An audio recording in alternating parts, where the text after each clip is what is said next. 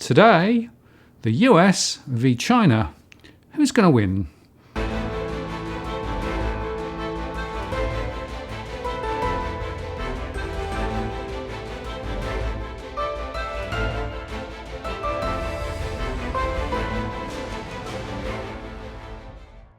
Hello again, it's Martin North from Digital Finance Analytics. Welcome to this post covering finance and property news with a distinctively Australian flavour. Today, I'm joined again by journalist Tarric Brooker. Hello, Tarric. G'day, Martin. How are you? Yeah, pretty good. How are you going? I'm not too bad, mate. You know, all things considered. A few things going on at the moment. But I think there's a really important conversation to be had about the power play between the US and China, because there are so many different things going on there. Of course, you know, who started the virus, who didn't start the virus, you know, who told who, when, and whatever. But it's part of a bigger conversation, isn't it? Absolutely. I mean, that's something that we really just want to get into here today. This sort of massive change in terms of just absolutely unprecedented events in the financial world, unprecedented events in the geopolitical world. And that's something that Martin and I really want to touch on today. Just how, from a historical perspective, things can change so dramatically within a relatively short period of time on the geopolitical landscape. Now, I mean, if you go back to, say, the 1920s, you know, there was a great period of economic expansion coming after the Spanish flu and World War One, and that was sort of a boom that everyone sort of thought would last forever. In a way, it's very similar to what we've experienced in the post-GFC world.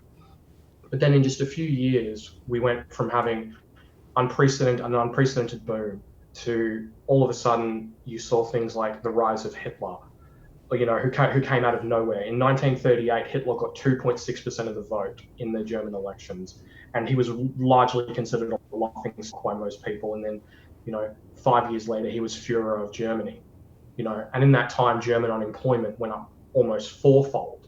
And you see how the economic intersects with the geopolitical, because it forces that sort of change in government and can create quite dramatic change in a relatively short period of time, when normally a geopolitical change can take place over decades, or in some cases even centuries.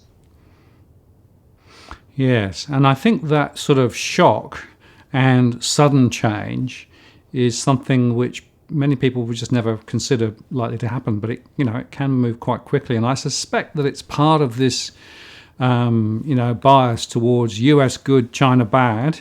So, we tend to sort of follow the US rather than China.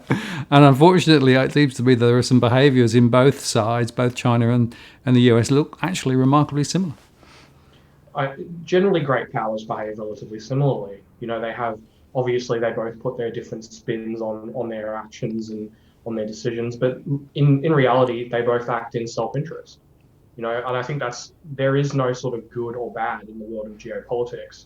You know, sometimes you get relatively clear-cut events caused by horrible people, you know, with like murderous dictators and all those sorts of things. But for the most part, great power diplomacy and great power politics is usually just different leaders and different nations all competing with one another, doing what they believe is in their interest. And China and the US are no different. That's right, and I'm interested in the so-called soft power as well as the military muscle and the dollar or the yuan. You know, we know that the Belt and Road Initiative in China has actually spread out their tentacles of influence across many different parts of the region into countries that people might be surprised to see. And of course, it all comes with money and influence, but also, they're doing it with a long-term agenda in mind. But the US has also been doing somewhat similar things, right, with the petrodollar and everything else, and trying to extend their influence. So there is something about big powers that just says, I want to spread my tentacles. Yeah, absolutely, and that's what they've always done. You know, like you look at the rise of the British Empire.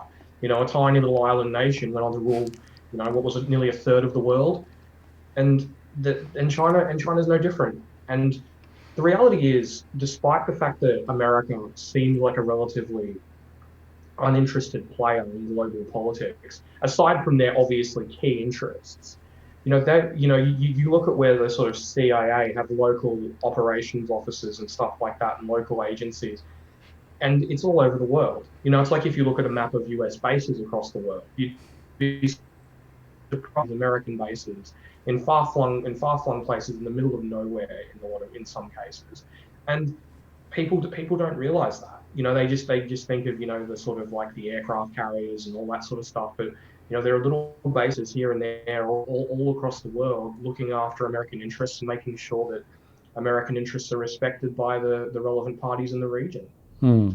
And I guess you could say that there's been a period where, the US was really able to assert itself without too many opposing forces. But I guess China's emergence over the last decade or two has really given them a bit of a sort of a critical tension now.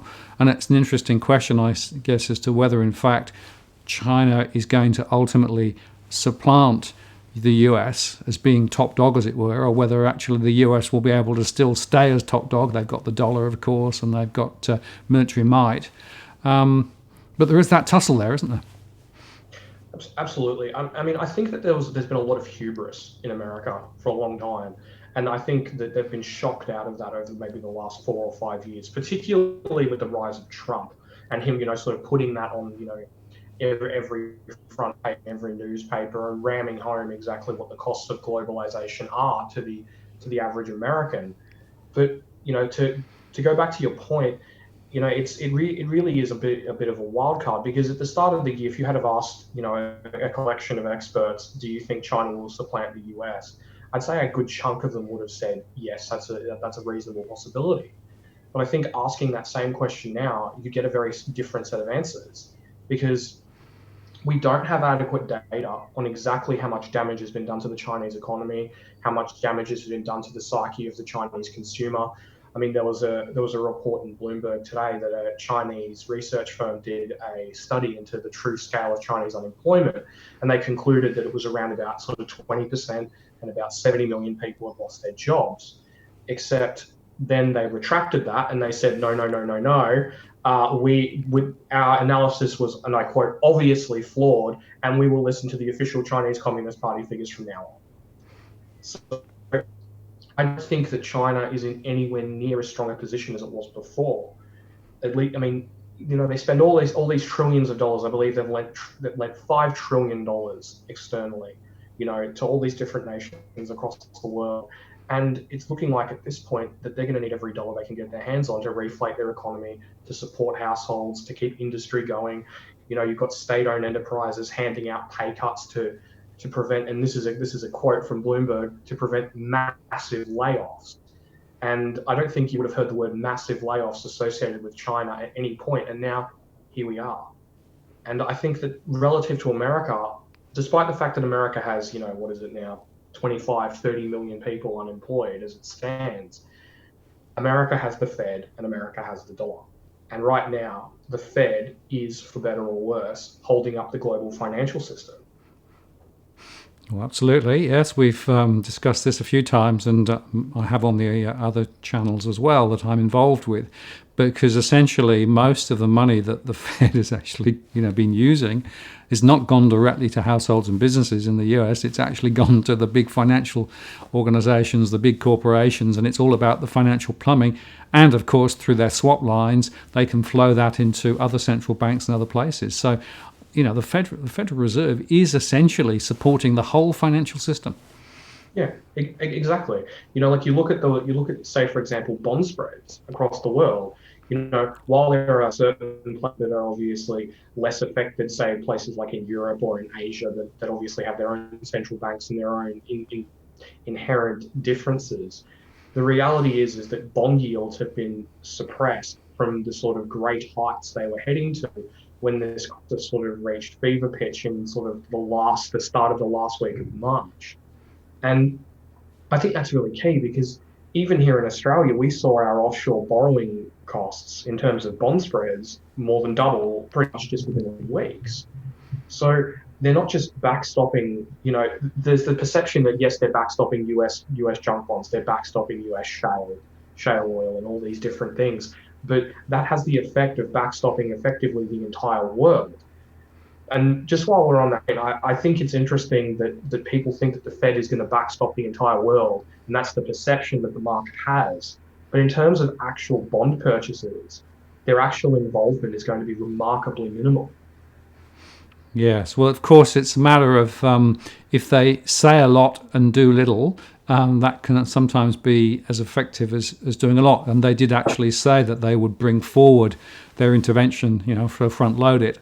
And, Jerome Powell has said, well, once the market has sort of, found a bit of stability, we'll draw back a little. And that's what they're doing. So if you look at the growth of the Fed balance sheet, it's still growing, but not as fast as it was a few weeks ago.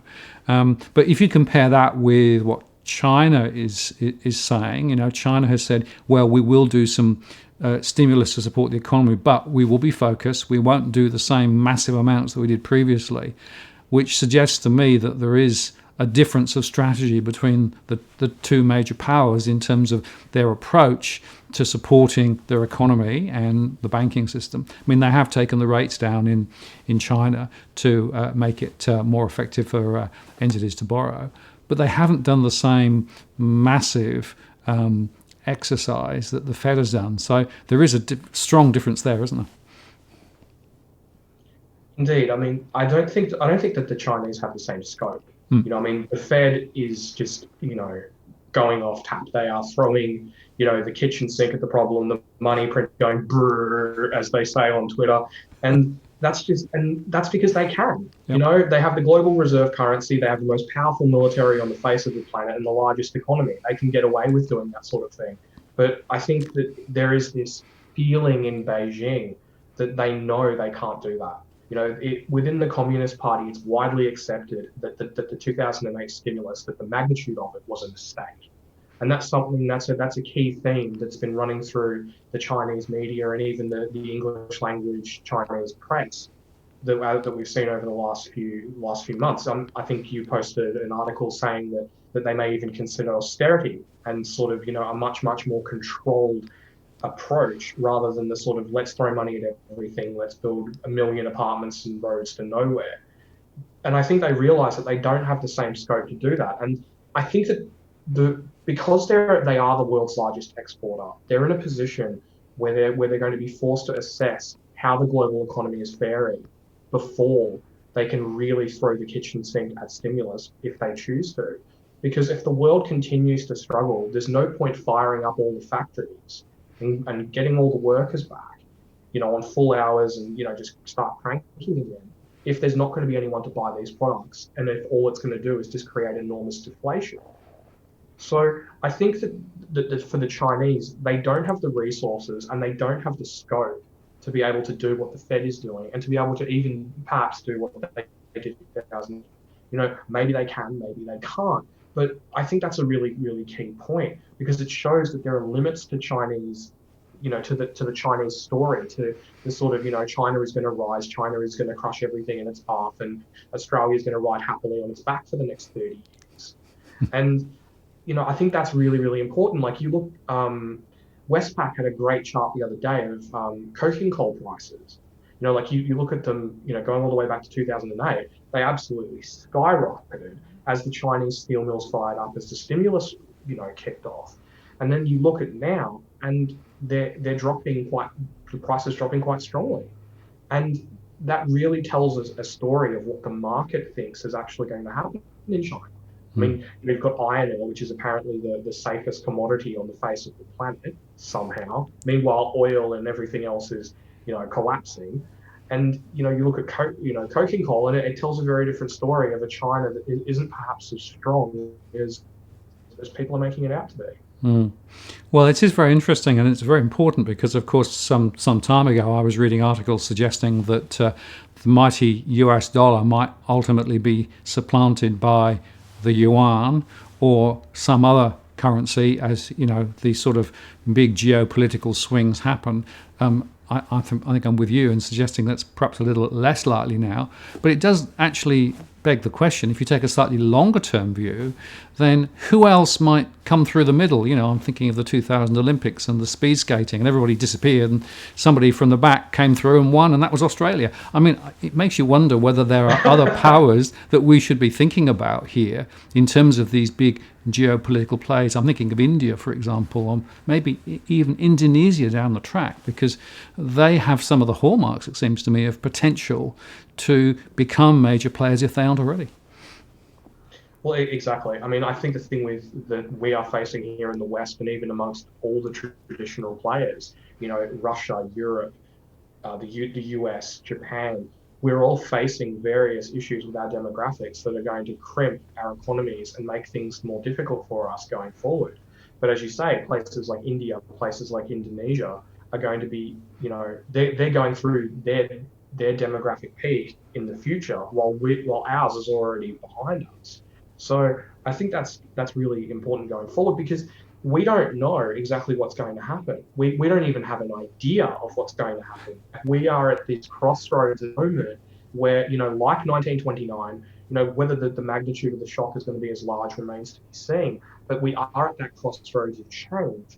And and if you had said in 1929 that this would unfold, that the European empires would fall apart, that Britain would no longer be anywhere near top dog, it would just end up a little island that was like the fourth largest economy in the world by the 1960s, and people would have laughed at you. And if you say now, oh, India is going to be the top economy in the world by 2050, people are going to go, no, no. But it could happen. Yeah. Yeah, no, this is very interesting. And I guess there's one other final point to cover today. If you think of Australia, right, we actually are very much aligned to the US, you could say ideologically, but we also are very much economically hitched to China. And I sometimes use the analogy of we're standing either side of a gulf, and the gulf is actually getting bigger and bigger. And the question is it feasible to keep one leg in both camps, or ultimately are we going to have to choose? Otherwise, we're going to sort of fall down the crack in between. I think that it's entirely possible that we are going to have to choose relatively soon. Like you look at this rhetoric that's being ramped up by both Beijing and Washington. Like there was an article in the Global Times this morning blaming America for the coronavirus, saying that it was the US military's fault. And that's a narrative that's been running quite strongly through the Chinese press for quite some time now. And then you've got, Trump saying that China's going to pay for this, and, all these other different countries and different politicians all jumping on the bandwagon. And even with China threatening Australia now with potential boycotts, if we should continue to press ahead for an independent inquiry to the coronavirus outbreak. So I think that our position is a lot less stable as it was, 3 months ago, 4 months ago, because, the continued line from the Australian government for the longest time has been, we don't need to choose, we don't need to choose. And as we've seen recently, the Morrison government has made some rather big concessions to China.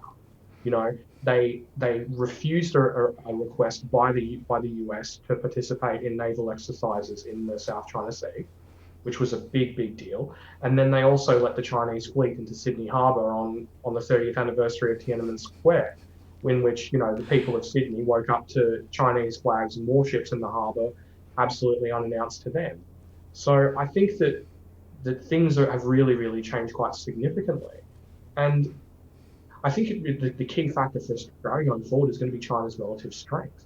Because if there isn't this big infrastructure stimulus, if even they have to cut infrastructure spending and concentrate on social welfare and concentrate on propping up industry and assisting households, the incentive to continue to sort of play the middle or even lean towards China is going to be gone. And I think especially with Scott Morrison's close relationship with Trump, I think we could really see that evolve into something more significant, into more of a shift towards the US. Because at the end of the day, that's where public opinion is. Public opinion is that people are pissed off with China, that they could have done better with this, that they could have prevented it, at least given the world more time, perhaps. And people are annoyed. And I think that's only going to grow, because right now we're in this sort of limbo position where JobKeeper and enormous numbers of mortgage pauses are giving people this, what I believe to be, for the most part, a false sense of security. And when that's over, or when that's tapered, or exactly how that ends up unfolding, I mean, maybe it goes on for another 12 months or 18 months, who knows? But when it does finally finish, people are going to look at it and they're going to say, my life, some people are going to say, my life is in tatters. I'm unemployed. So many other people are unemployed. And this is China's fault. And that's going to be something that's very, very difficult for the Morrison government to manage. And I do fear the impact that is going to have on Australian society. Yeah, no, it's really interesting to see those fault lines still developing and, frankly, probably getting worse rather than better. And, it looks to me as though down the track, some hard choices are going to have to be made. Otherwise, we're going to fall between the cracks and, end up with no friends anywhere. And that would be not a good outcome. But I'm also a bit concerned if we just sort of holus bolus just say, well, we'll follow the US wherever they go, without being a bit critical and a little bit analytical about what their policies are and how they do things. Because frankly, their soft power and their way of influencing and getting their own way actually mirrors China so much more closely, I think, than many people believe. So it's quite interesting just watching all this play out, isn't it? Indeed, and I think one of the key points with America is, unlike China, where there is a relatively consistent theme and consistent strategy for sort of geopolitical interactions and the way they conduct their foreign policy. In America, it's a lot more haphazard. You see it change every 4 years or 8 years, depending on who's in power, and things can change absolutely dramatically overnight. And that's one of the really, really key things, because at the end of the day, you can make a deal with Trump, but and we can hitch our cart to Trump. Trump's America, but we don't know if Trump is going to be there after January, after the next inauguration, and we have no idea what sort of strategy Biden is going to take with China. Right now, he's talking a big game, but who knows? There's a very, very big difference between what politicians say in the campaign and what actually happens when they're in office. Oh yeah. No, spot on. And as you say, it does depend a bit on the election and how that plays out, and whether the Trump base will stay with him or whether it will actually be diluted. So many moving parts. And as we keep always saying in these conversations, has it ever been as complicated and multifaceted as it is now? Probably not. No, probably not. I mean, there are so many different factors interacting, and I think one of the interesting things now is how quickly they interact. It's not like back in the old days where you had to tap out the telegram. Everyone was considering their response. It's phone calls and all these sorts of things, and it's all happening in real time, and that's, I think, a really big difference. And also something that's different compared with then is that things can deteriorate so much. You can't, say for example, World War One, that took place, the escalation took place in a period of weeks. In the modern world, it could happen in hours, and it's such an interesting thing to watch. Yes, and to say nothing of the various echo chambers in social media, where, of course, the different arguments are being played out in real time, even as we speak. Well, you can't stop that. People believe what they want to believe, and I think people also have a whole lot more time on their hands these days. Well, that's also true. Tarric, I really appreciate your time today. It's been a really interesting conversation, and we should revisit this topic a bit later, I think, as things develop, because, as you say, things are moving very fast. Indeed, I'm looking forward to it. Good. Thanks very much for your time today, and we'll catch up next time. Cheers.